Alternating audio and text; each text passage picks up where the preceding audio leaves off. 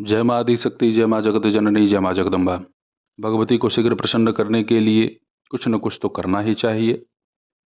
कुछ लोग तो पहले से ही भगवती की आराधना में लगे हुए हैं, कुछ लोग पहले से ही मंत्र का जप कर रहे हैं, कवच का पाठ कर रहे हैं। जो लोग पहले से कोई एक बृहद साधना आरंभ किए हुए हैं, 1.25 लाख या 8 लाख या जो भी उनकी संख्या है, उसको तो पहले संपन्न कर लेना ही चाहिए। ऐसा नहीं कि कुछ कर रहे हैं बीच में 2-4 और अच्छा लगा तो उसे भी शुरू कर दें, ऐसा नहीं। पहले एक साधना पूर्ण कीजिए, उसके बाद दूसरी, तीसरी, चौथी जो भी इच्छा हो उसे आप संपन्न कर सकते हैं। बहुत सारे ऐसे भक्त भी हैं जो भगवती की सेवा करना चाहते हैं परंतु समय अभाव के चलते वो सेवा नहीं कर पाते, तो उन्हें इस बात का बड़ा दुख होता है। तो आज जो प्रयोग मैं आप सभी लोगों को बतलाऊंगा उससे भगवती दुर्गा की पूर्ण कृपा आपके ऊपर बनेगी। कम ही समय में आप भगवती जगदम्बा के कृपा पात्र बन जाएंगे। आपको एक लाल चुनरी लेना है, वो इतना बड़ा हो कि जिसमें एक नारियल जटायुक्त जलदार होना चाहिए और 9 लौंग, 9 बतासे, 9 जायफल, 9 छोटी इलायची और 9 खड़ी सुपारी, इसको आप ले लें और उस चुनरी के अंदर रखें। अब इसमें बतासे को किसी प्लास्टिक में रखें ताकि उसमें चींटी इत्यादि ना लग पाए। साथ ही 9 दाने पीली सरसों के, 9 खड़ी हल्दी, 9 काली तिल के दाने, 9 कमलगट्टे के बीज, इसे आप उसके अंदर रख दीजिए। फिर लाल चंदन का पाउडर, हर जगह जहाँ पूजा पाठ के सामान बिकते हैं वहाँ पे अलग से सफ़ेद चंदन, लाल चंदन मिलता है, या जहाँ भी हो आपके आसपास पता लगा लीजिएगा। 50 ग्राम आपको लेना है लाल चंदन। उस लाल चंदन के पैकेट को उसी में आपको रख देना है। अपने पूजा कक्ष में आप कलश बैठाते हैं, बैठाइए। आप अखंड ज्योत जलाते हैं, वो भी जलाइए। आप कोई बड़े मंत्र की साधना कर रहे हैं, वो भी करिए, लेकिन इस प्रयोग को अवश्य कीजिएगा। इसे आप अपने पूजा स्थल पे कहीं एक तरफ 9 दिन के लिए रख दें जहाँ पे किसी का स्पर्श ना हो। दिशा का इसमें बस यही ध्यान रखना चाहिए कि दक्षिण दिशा की तरफ मुख करके इसका प्रयोग भी ना करें और न ही दक्षिण दिशा की तरफ मुख करके नवरात्रि में घर में कोई जप करें। अब आप इसी नारियल के सन्मुख भगवती के निमित्त एक घी का दीपक प्रज्वलित करें, साफ सुथरा वस्त्र धारण कीजिएगा और भगवती दुर्गा का अष्टोत्तर शतनाम स्तोत्र, या तो आप स्तोत्र पाठ करें या फिर भगवती के अष्टोत्तर शतनामावली, सीधे सीधे 108 नाम।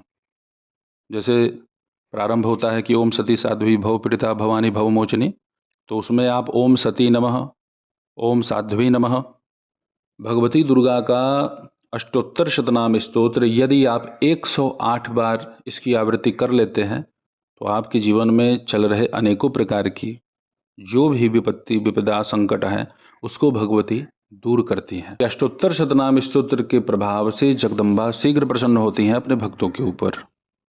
वैसे तो भगवती को यदि कोई ध्यान में रखते हुए बस माँ माँ पुकार ले तो भी कल्याण होता है। कुछ लोग अपनी समस्याओं में इतना उलझे हुए रहते हैं, इतना घिरे रहते हैं, वो माँ माँ करते हैं लेकिन हृदय से पुकार ही नहीं पाते, क्रिया में फंसे रहते हैं। माता जगदम्बा से बड़ा कोई हितैषी नहीं है। माता दुर्गा के अष्टोत्तर शतनाम स्तोत्र का जो भी साधक सहस्त्र आवृत्ति कर चुका है उसे किसी भी प्रकार के तंत्र मंत्र से भयभीत होने की आवश्यकता नहीं। भगवती जगदम्बा उसकी रक्षा चमत्कृत रूप से करती हैं। माता दुर्गा के इस नवरात्रि में इस अष्टोत्तर शतनाम स्तोत्र का चाहे इनके नामावली का आप पाठ करें। समय कम है, व्यस्त हैं अपने गृह कार्य में, तो आप केवल और केवल एक पाठ ही करें, पर्याप्त है।